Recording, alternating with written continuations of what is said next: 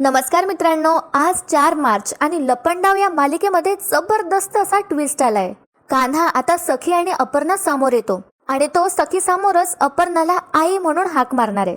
त्याचबरोबर या सरकारने कान्हाच्या आजीला होळीसाठी इन्व्हाइट केलंय आणि खूप धमाकेदार असे प्रोमो सुद्धा आले मित्रांनो होळीचे, ज्यामध्ये सखी आता तिच्या मनातलं कान्हाला सांगणार आहे. तर मित्रांनो, येणारे भाग खूपच इंटरेस्टिंग असणार आहेत, त्यामुळे जर तुम्ही चॅनलला सबस्क्राईब नसेल केलं तर चॅनलला सबस्क्राईब करा, नाहीतर तुम्हाला सिरियलची रिव्ह्यूज दिसणार नाहीत. तर असो मित्रांनो, सुरू करूया आजच्या भागाला.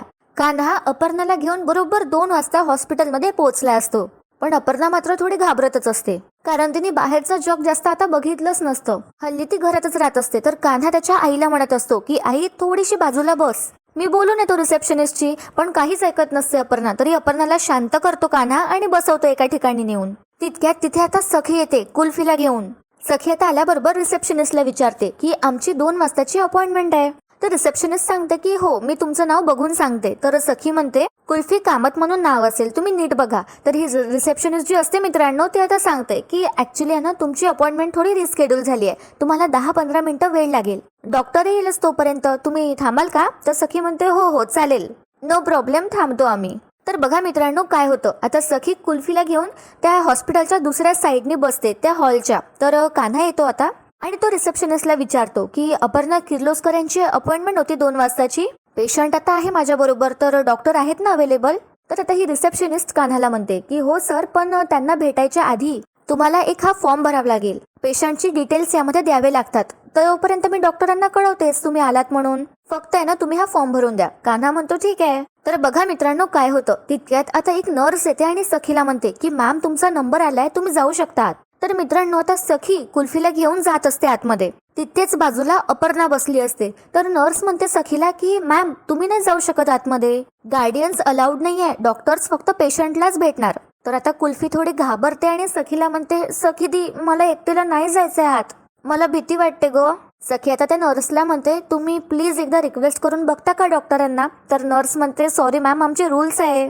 तर आता सखी कुल्फीला समजावते आणि म्हणते सॉरी कुल्फी बाळा, तुला एकटीलाच जावं लागेल, पण जर तुला काही वाटलं ना तर तू त्या डॉक्टरांना लगेच सांग, मग ते डॉक्टर अंकल मला लगेच बोलवून घेतील, ठीक आहे ना? पुढे आता सखी सांगते कुल्फीला, हे बघ मी इथेच बसली आहे, मग अशी आपण जिथे बसलो होतो ना तिथेच, ओके? तर आता कुल्फी सुद्धा हो असं म्हणते आणि नर्स कुल्फीला आता तिथून घेऊन जाते. पण बघा मित्रांनो काय होतं, अपर्णा तिथेच बाजूला बसली असते आणि सखी तिथून निघत असते, तर तिची ओढणी त्या भासरीमध्ये अटकते आणि सखीचं लक्षच नसतं. ती त्याच विचारत असते की कुल्फी बिचारी एकटी आहे आणि ती घाबरत होती. तर सखी आता चालत जात असते आणि सखीच्या ओढणी बरोबर ती बासरी सुद्धा आता घासत घासत जाते. अपर्णाला हे दिसतं आणि अपर्णा सुद्धा सखीच्या मागे मागे जाते त्या बासरी घेण्यासाठी. अपर्णा 2-3 वेळा ती बासरी उचलण्याचा प्रयत्न सुद्धा करते, पण ती बासरी अपर्णाच्या हातीच येत नाही. आता कान्हाचं या सगळीकडे काहीच लक्ष नसतं, कान्हा फॉर्म भरत असतो.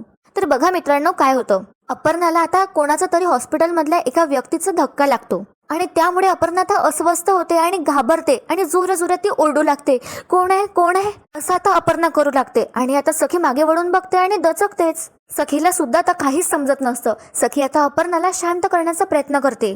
कान्हा आता मागे वळून बघतो आणि विचार करू लागतो की त्याची आई कुठे गेली. तर तो सामोरं जाऊन बघतो थोडं. दुसरीकडे आता सखी शांत करण्याचा प्रयत्न करत असते अपर्णाला आणि तिला म्हणते शांत व्हा तुम्ही, तुमच्यासोबत कोण आलंय, मला त्याचं तुम्ही नाव सांगा, मी हाक मारते. तर मित्रांनो, आता कान्हाच्या लक्षात येतं की सखी सुद्धा तिथे आली आहे आणि कान्हा सगळं लपून बघत असतो. सखी आता परत विचारते अपर्णाला काय नाव आहे त्याचं, कोण आलंय तुमच्या बरोबर? तर अपर्णा सांगून टाकते की कान्हा. त्या डायरेक्ट कान्हाचं नाव घेते. सखीला आता इथे थोडं आश्चर्यच वाटतं आणि मित्रांनो इथे आता सीन शिफ्ट होतो. एका बिझनेस डील साठी मा आणि राजलक्ष्मी आणि हे सरकार एकमेकींच्या समोर येतात.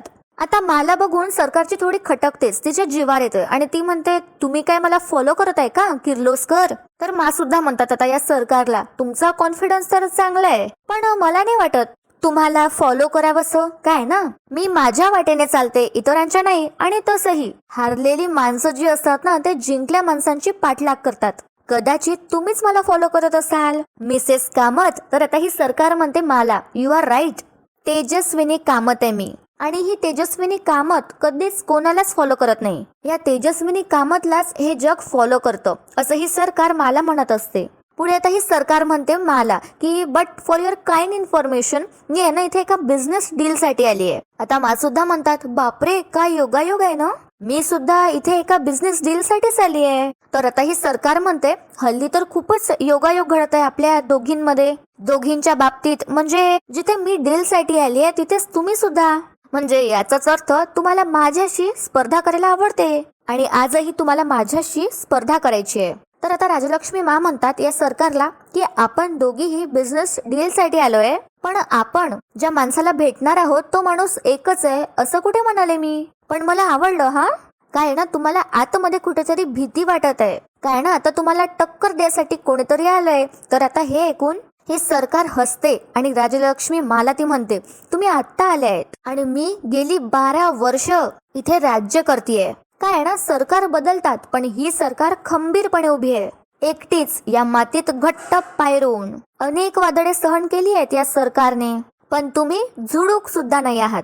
पण राजलक्ष्मी मा आता मस्त उत्तर देतात या सरकारला आणि म्हणतात ज्या झाडांची मुळं खोलवर रुजलेली असतात ना ती झाडं सुद्धा वादळाच्या एका तडाख्यात लांबवर फेकली जातात.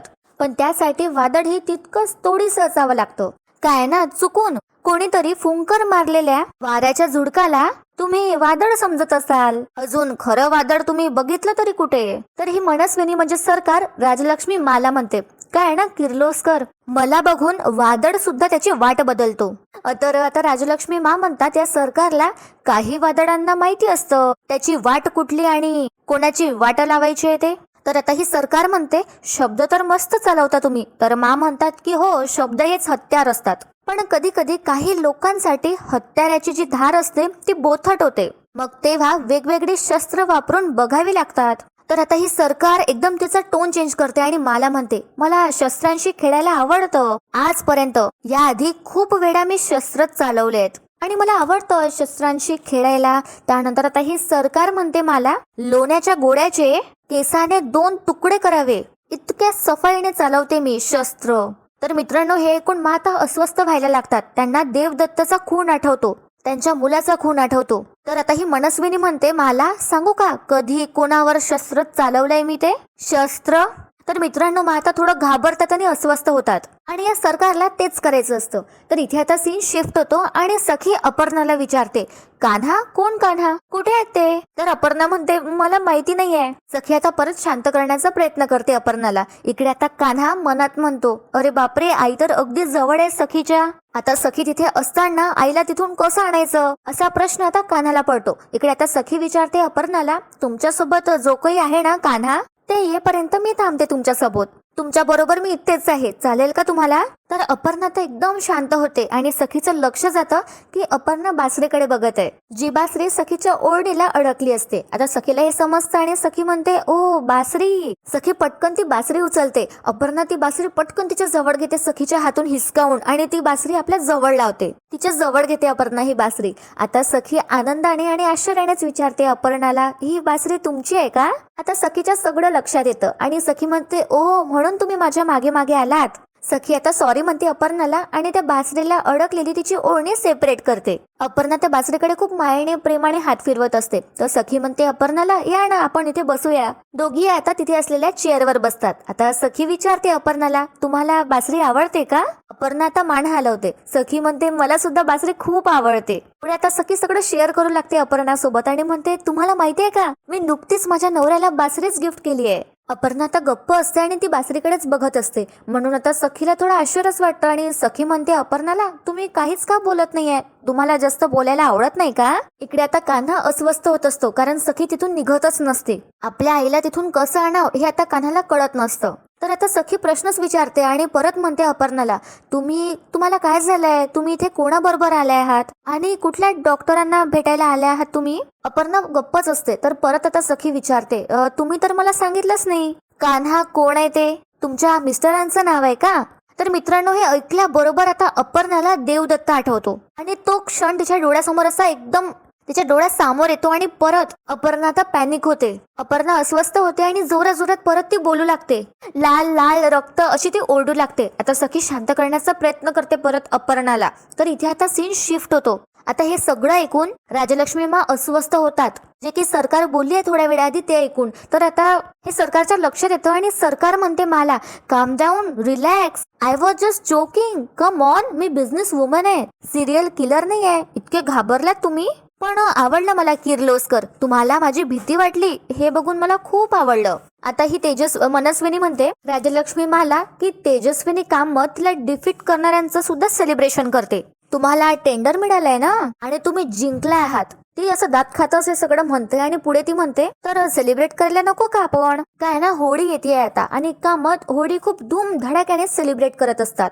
या वर्षी आहे ना तुम्ही नवीन आलात माझ्या आयुष्यात. आणि पुढे ही सरकार आता राजलक्ष्मी मला म्हणते सो होळीचं पहिलं आमंत्रण मी तुम्हाला देते माझ्याकडून. नक्की या हा.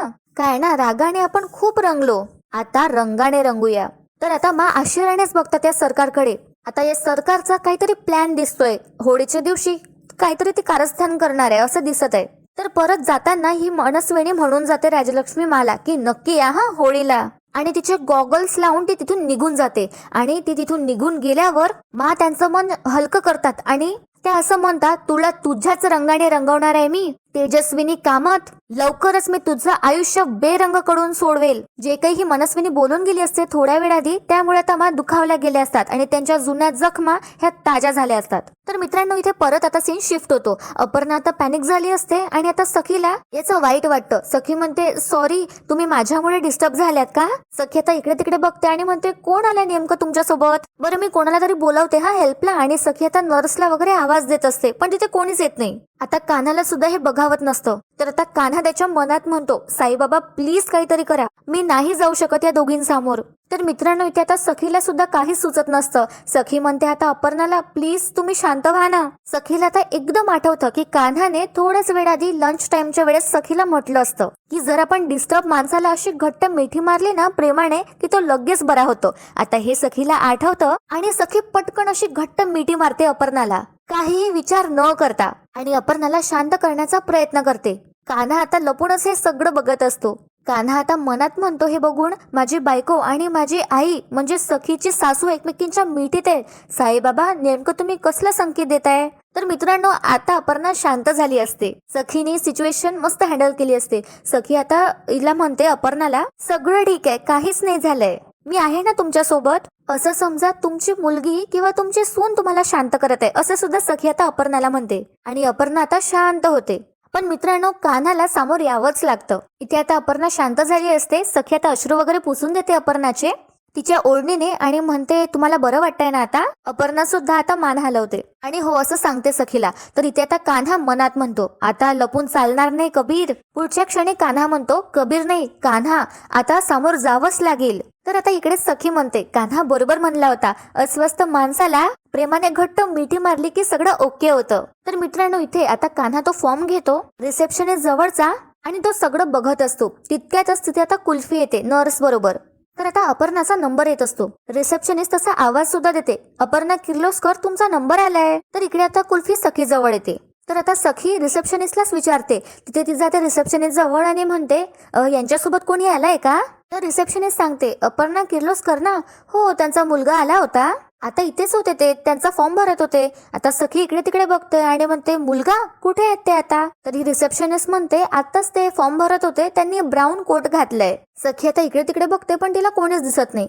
तर बघा मित्रांनो काय होतं, आता सखी इकडे तिकडे बघते तिला कोणीच दिसत नाही. तर ती आता परत अपर्णा जवळ जाते. तर चान्स बघून कान्हा पटकन येतो बाहेर आणि त्याचा कोट काढतो आणि तो फॉर्म तिथेच ठेवतो त्या कोटवर. तर आता सखी कुल्फीला म्हणते कुल्फी बाळा तू एक काम करतेस का? जरा वेळ या काकू बरोबर थांबतेस का तू? मी लगेच येते. कुल्फी आता हो असं म्हणते. तर मित्रांनो सखीचं लक्ष नसताना आता कान्हा बाहेर जातो. सखी आता परत त्या माणसाला बघायला येते. तितक्यात कान्हा असं दाखवतो की तो आत्ताच आलाय बाहेरून. तो मागून आता सखीच्या खांद्यावर असा हात ठेवतो आणि स्माइल करतो. आता सखीला आश्चर्याचा धक्काच बसतो कान्हाला बघून, कारण सखीने कान्हाला पत्ता सुद्धा नसता दिला हॉस्पिटलचा. त्याला माहितीच नसतं सखी कोणत्या हॉस्पिटलमध्ये गेली आहे असंच तिला वाटत असतं.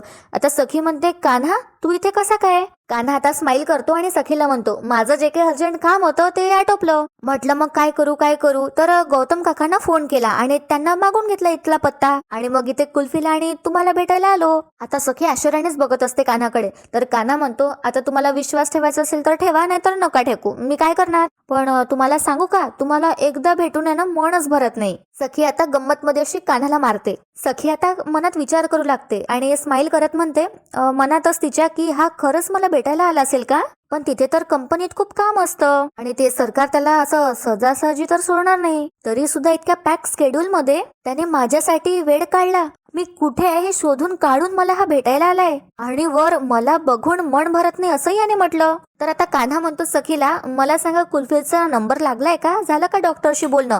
तर सखी म्हणते हो जस्ट झालंय. तर कान्हा म्हणतो चला मग घरी. तर सखी म्हणते नाही ना, मी तो ब्राऊन कोट घातलेल्या मुलाला शोधतीये. इतका बेजबाबदार मुलगा आहे ना तो, त्याचंही नाव कान्हाच आहे. पण आपल्या आईला अशा कंडिशन मध्ये टाकून काय माहिती कुठे गेला, कुठे जाऊन फॉर्म भरत बसलाय. तर आता कान्हा मुद्दामच असं सखी समोर दाखवतो, असं इकडे तिकडे बघतो आणि म्हणतो हा तो बघा ब्राऊन कोट. त्या ब्राऊन कोट कडे चालत जातो आता कान्हा आणि सखी सुद्धा येते त्याच्या मागे मागे. आणि कान्हा मुद्दामच तो फॉर्म आता सखी समोर वाचतो आणि म्हणतो हो या फॉर्म वर तर पेशंट सोबत कान्हा त्यांचा मुलगा म्हणून असं नाव लिहिलंय आणि त्याच आहे हे सगळं. तर आता सखी एकदम शंका घेते कान्हावर आणि कान्हाला म्हणते, पण कान्हा तुझा कोट कुठे आहे? आता कान्हा सखीकडे बघतच राहतो, काय उत्तर द्यायचं म्हणून त्याला सुचत नाही. आणि मित्रांनो, आजचा भाग इथेच संपतो. पण उद्याच्या भागात आपण पाहणार आहोत की कान्हा सखी समोर अपर्णाला आई अशी म्हणून हाक मारतो आणि त्याची आई सुद्धा कान्हाला कान्हा म्हणून हाक मारते सखी समोर. आणि हे बघून आता सखीला आश्चर्याचा धक्काच बसतो. आणि दुसरीकडे आता होळीचा सण सेलिब्रेट होणार असतो. धूम धडाक्यात कामत हाऊस मध्ये सेलिब्रेशन सुरू असतं. तिथे आता राजलक्ष्मी मा सुद्धा असतात आणि ही मनस्विनी त्यांच्या पूर्ण चेहऱ्याला कलर लावते